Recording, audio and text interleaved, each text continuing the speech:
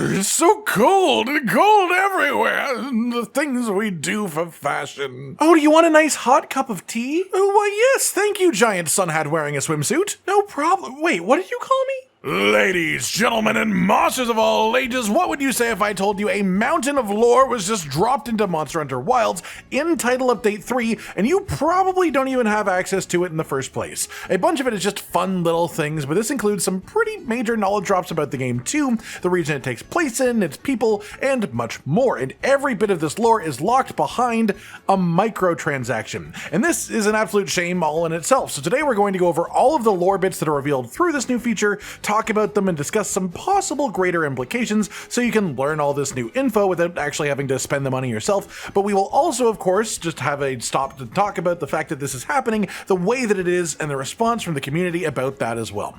But before we get a little bit upset later on, let's start by just enjoying some Monster Hunter lore and flavor. For those who don't know, this is all attached to the new set of camp gear that was added as a microtransaction in Title Update 3. This camp gear lets you set up the favorite stations of either handler option, being Alma and Erik. When Erik is your handler and his camp gear is selected, you will get endemic life visiting your camp. It seems to be, for the most part, the same one every time on every map, with one exception to that, but Erik will also tell you more about the endemic life, which is neat. If you have Alma selected as your handler and have her tea set at your campsite, you can actively interact with it, causing her to make some tea, then you can have a genuine conversation with her. And this is where the vast majority of the lore within this sort of a collection comes from, as they have unique dialogue that they simply will not say in any other part of the game that gives us genuine knowledge about what's been going on in the area and the people inside of it, and even some hints towards some potential future monster shenanigans too. That said, there is a ton of these to go through. I won't say literally every line of dialogue that they have. Some of them are just purely flavor, but we'll go through all the meaningful stuff in the order that I found them in myself. Starting off then with Alma, as she has the bulk of the actual proper lore. To get this information, you have to have tea with her, and you trigger various dialogue lines while this is happening. So just know that to get all of this, I consumed probably about 3 or 4 barrels worth of tea, and so did Alma, because I forced her to drink it with me. And I don't even like tea. I'm not a fan of warm drinks in general outside of hot chocolate. That's my lore drop for the day. In any case, the first thing that she talked about was the sand ship that we rode into the Forbidden Lands on. It was lacking a lot of the general weapons that sand ships would normally have, not completely stripped, but mostly. This was partially due to the ship's capacity, in theory to increase mobility, because the ships would be carrying the materials for a whole pop-up town, essentially, so that does make sense, but mostly this was just because they wanted to not appear hostile to any people in the area when they ride into the Forbidden Lands, running in what would essentially have been a war machine with all of the weapons that were on them.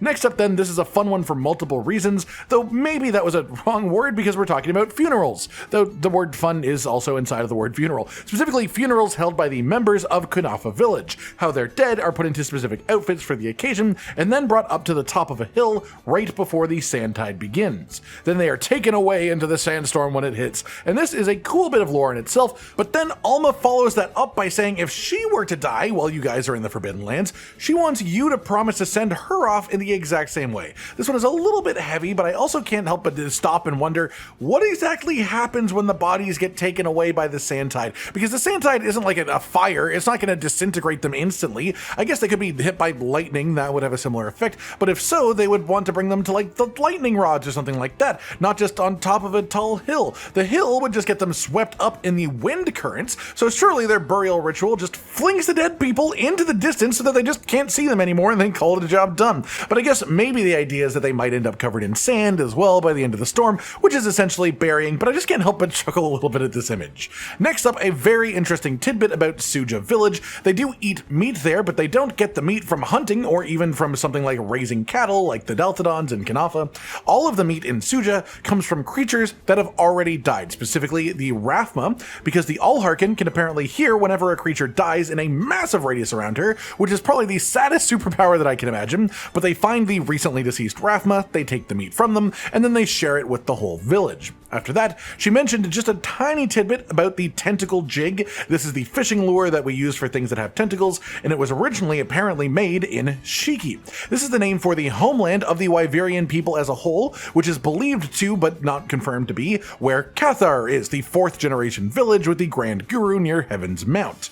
Past that, this one I think is unique to only popping up when you are in the Iceshard Cliffs, based on some of the other interactions I had later on other maps, but Alma mentions that when the Iceshard Cliffs are in the Plenty, and you look at the cliffs that surround Wyvria itself, she can tell that they are covered in rare monster parts. Seemingly the point of this would be to essentially create like a reinforced barrier to keep scary things out of Wyvria. Rock is hard, sure, but in Monster Hunter, a lot of rare monster parts are much harder than rocks, and so this does make a lot of sense, but also it continues to paint a pretty gruesome picture about how much the Wyverians in Wyvria were just fully willing to turn living creatures into whatever tools were useful for them instead. Next up, we have one of the biggest information drops and one that potentially foreshadows something quite serious in the future, and this is one of the biggest, most major things that people are surprised was hidden behind a paywall. Here, Alma talks about how there are ancient records that do exist about a creature similar to Arkveld, specifically a monster with similar characteristics, but without the ability to absorb and convert elements. She then also talks about how this must mean that the Guardians themselves were enhanced versions of their original monster counterpart, which does make sense as we have seen the other Guardians that we have the base monster versions of, and they are definitely different. A normal Fulgur Anjanath can't suck Wilk out of the ground. But in theory, she's implying the difference between Arkveld and the original species is much greater than the Guardians that we see, almost like because it was one that was locked away for so long, it just evolved in a separate and new direction, or perhaps was designed to be that way by the Wyverians themselves through genetic modification. There are two main ways to take this information though. One, just an interesting lore drop about Guardians and Arkveld in general. Two, foreshadowing of a potential monster for a title update, or more likely an expansion in the future, which would be an ancient version of Arkveld, this ancient Arkveld relative, almost like bringing in the concept of origin species from Monster Hunter Frontier. And I could totally see them leaning into that very hard and making a few ancient versions of monsters we already know about, and making that just like a focal point of a whole expansion. But that's getting a little bit of it out of hand on the full speculation. I just love the idea behind this, that's all. The next bit of tea that she spilled to me was about palicos, talking about how they're poor little weird cat mouths struggle to speak our language, and so only either the most intelligent or at least the most persistent member of their species can actually talk with us. And I think this is just a bit of lore to sort of explain away the fact that the majority of palicos in Monster Hunter history have not been able to speak the same language as the hunters, but all of the hunters' palicos in wilds do. They were chosen for this specific expedition because they are extraordinary. They're not just happen to be extraordinary because we're now in the 6th generation. After that, she told me some knowledge that she has about Gemma, and this is just further confirmation of the thing that we've already all accepted, which is that Gemma is the grown-up version of Little Miss Forge from Monster Hunter 4.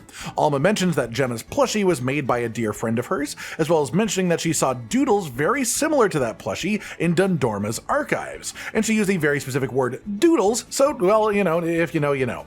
This is a separate line of dialogue, but I thought it was best to just put them together here back to back, much smaller, just mentioning that Gemma had a lot of adventures when she was young, that she knew another hunter back then, and when Alma asked her about the hunter, she just shrugged it off. And this almost just feels like a funny way to reference just how stone-faced and quiet and personality-less the player hunter was back in the day when she first existed in a Monster Hunter game. Past that, Alma has some dialogue about Werner, mentioning that she had no idea the amount of things of actual note that Werner has discovered through his life. On top of being one of the people who invented Wyvern's Fire, which we do learn based on the base game of Monster Hunter Wilds, it isn't specified what other things he's done other than that, but she does say that he's actually a significant historical figure because of his creations, which is a sort of crazy way to talk about someone who's alive, but I bet you that we'll learn more about his inventions or get more crazy inventions from him in the future to really lean into this apparently very significant part of his character. Next one was a little bit about Kai, the new hunting horn support hunter that was added into the game recently, and the main interesting thing here is that he doesn't care about human relationships. He has high situational awareness, but just no concern for individuals. So I guess you could say that he simply cares about the wellness of the group as a whole, but not the individual parts of the group, which is either ironic or perfectly fitting for a hunting horn user, depending on how you look at it, because he buffs and heals everyone, not just one person at a time. It doesn't seem like he actively likes anyone, but he will do what is needed to get the job done. Moving on, Alma has some more dialogue about Erik. She has multiple things to say about him, like how he's super observant or how he has an unquestionable thirst for sharing knowledge, but this specific line is the most interesting to me, mentioning some sort of incredibly high-end scientific research that compares the hierarchies formed by organisms in extreme ecosystems with a natural trend towards equilibrium. Finish that too many syllables! Apologize! But long story short, this was apparently written by Erik when he was quite young, and he had to publish it under an entire pseudonym so that it would be taken more seriously rather than people realizing it was made by a child. After that, we've got a double-barreled bit of information. First is that not only is Elder Dragon information scrubbed and hidden, we do know this just generally, with most of the information that exists currently being little hints that were left in unrelated books, secrets hidden by handlers and hunters to spread the information on downwards, even though the guild doesn't seem to want people to know about this stuff. Specifically, one of the things mentioned here is an encyclopedia of flora in the New World, which was actually a disguised report about elder dragons, and I can't help but imagine that an encyclopedia about flora from the New World was probably written by someone we all know from Monster Hunter World itself. Though interestingly, these reports also almost always have the actual hunters involved anonymized too, and my guess with that being that the guild controls elder dragon knowledge so heavily, so the hunters could be endangered if it's more public knowledge. Next up then, apparently Rosso, the support hunter who uses a heavy bowgun, his name isn't Rosso. He just doesn't seem to have much greater implications, but Rosso is like his chosen nickname, his spirit name that he wants to go by. It's not like his actual legal name, just a little interesting note there. Moving on from that, we have some actual backstory for Alma herself. We know that Alma has had some sort of tragedy in her past, but this shows just how tragic it was. It was apparently so bad that she shut herself off from the whole world for a short time, to the point that she even had left her job for a period of time too. But eventually she found her way back, and then she was introduced to Nata, and the rest just sort of shot off from there, launching into the story that is Monster Hunter Wilds. And it is worth noting that Fabius apparently was a really lovely guy during this really tough time. Another fun fact about the expedition, which does make sense in hindsight, is that nobody knew the language spoken in the Forbidden Lands before we came. It had to be reverse engineered from Nata specifically. They worked out how to communicate with them, they taught that language to the rest of the expedition team, and that's when they began. Presumably this is part of why there's so many years between Nata making it out of the Forbidden Lands and then us going back in, but it is also noted that this language that they speak does share similarities with the ancient language of the Western world as well, which does make sense as a concept. Languages tend to develop from similar sources, and so it adds a sort of a realness to the world in my opinion. After that, Alma has some stuff to say about Alessa. Alessa is the lance support hunter that everyone is becoming much more acquainted with after the release of Savage Omega, but this is an interesting half-lore drop. It's essentially mentioned that Alessa is from a very important family. They all came to fight against her joining the expedition, even mentioning that if she were to fall in battle, then Fabius should have responsibility, working out the line of succession, which is a very interesting and specific term.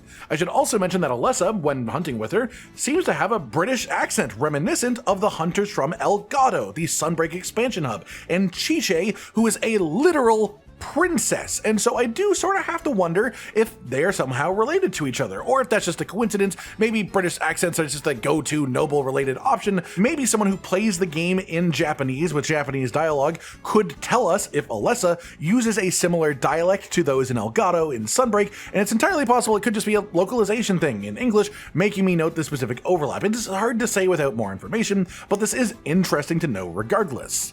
Next up, we have a little lore explanation for the field survey system, which was developed specifically for expeditions like this one into the Forbidden Lands. Alma makes it clear that this only exists for urgent situations where it's really important, and that it should not be taken advantage of or abused in any way, because that's sort of like the essence of hunting, is the balance. And this is a nice thing that we have. It just gives us a little bit of actual background on something that did have a number of people going, wait a minute, it seems a bit unorthodox that we can just create hunts for whatever, whenever.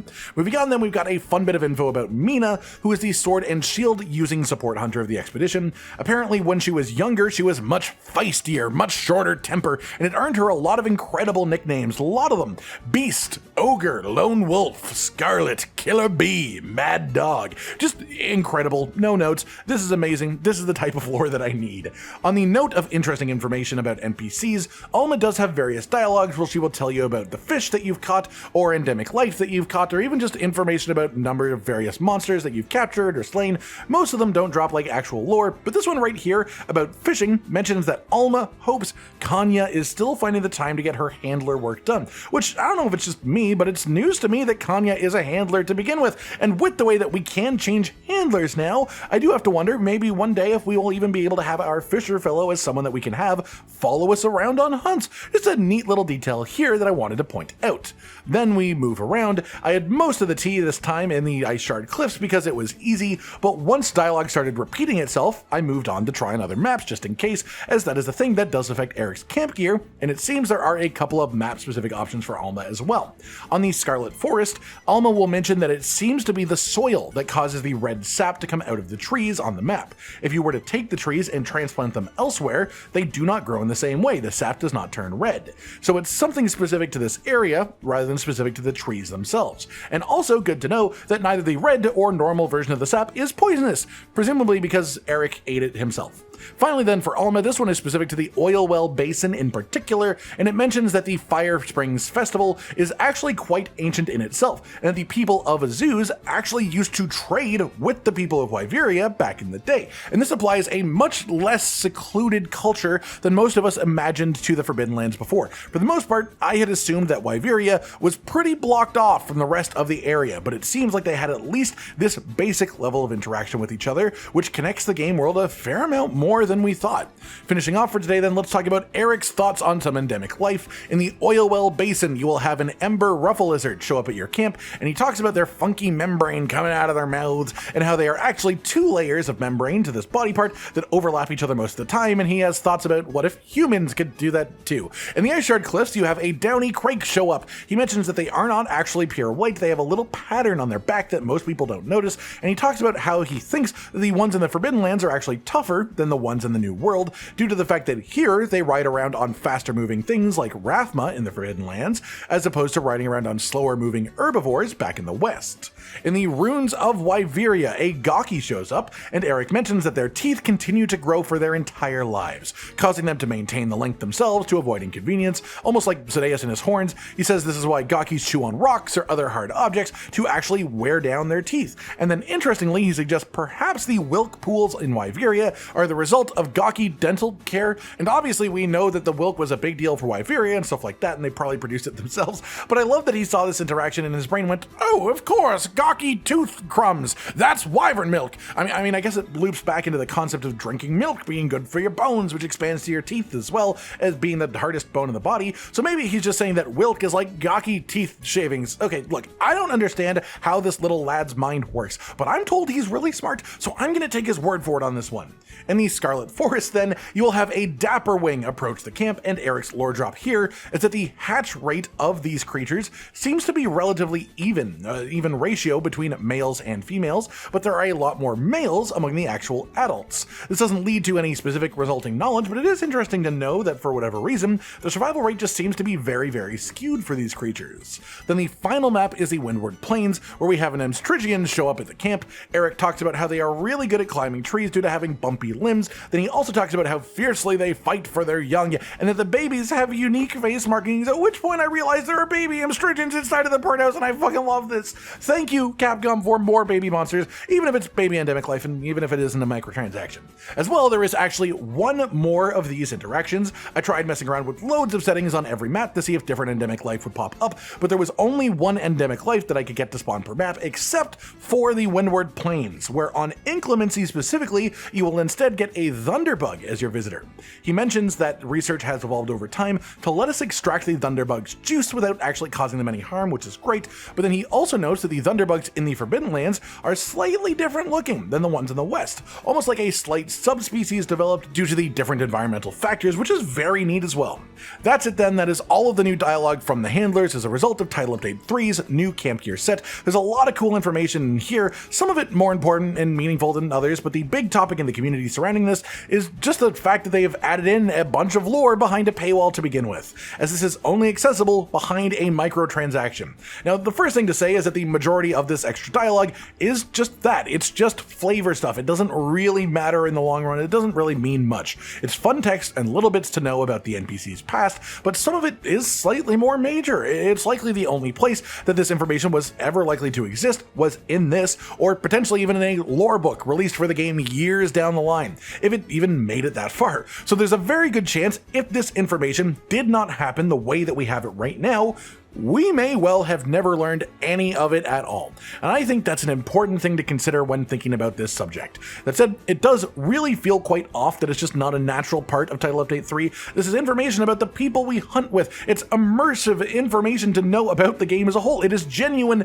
proper world building. It's stuff that they've clearly put thought and time and effort into, and the fact that the vast majority of hunters will never know this stuff. That the majority of people who will know this stuff have to find out about it through things like this video, because it's not just a natural part of the game. That in itself sucks. Basically, where I stand on all of this is nothing in this is major enough that you are really losing anything by not consuming the information, and I simply don't think that this information would ever have been added to the game in any other way. I think it would literally, it's this or nothing. I can understand how the developers would view this as pretty unimportant. It's just a lot of flavor text through a little relaxing bit of flavor activity through the camp gear, but also there are people who are ravenous for every crumb of Monster Hunter lore they can get, so putting it into the game in this way was always going to ruffle at least a few feathers. It sucks that it's been done this way, and I hope they don't release more lore in this way in the future, but I also think that the reveals are minimal enough that it's not like a sign of the world ending or anything like that. That's all. That's it for today then, everyone. A recap of all the fun little bits of lore dropped by Alma and Erik's new camp gear released with Title Update 3, and my thoughts on the whole thing. I hope you've all enjoyed this, and hopefully you found some of this information positively enlightening. Like if you liked the video, subscribe to the notification bell for more, and most importantly, ladies and gentlemen, until next time, stay sweet. Josh, Cotton, and Hollow with the videos, dropping the humor like a hammer on your tippy toes, bringing entertainment on a daily arrangement to take our insanity and turn it into entertainment. Yes, I said entertainment twice, to reiterate that it is nice to look into your faces on a mostly daily basis when you let us in your homes to make the whole world a stage. Goodbye.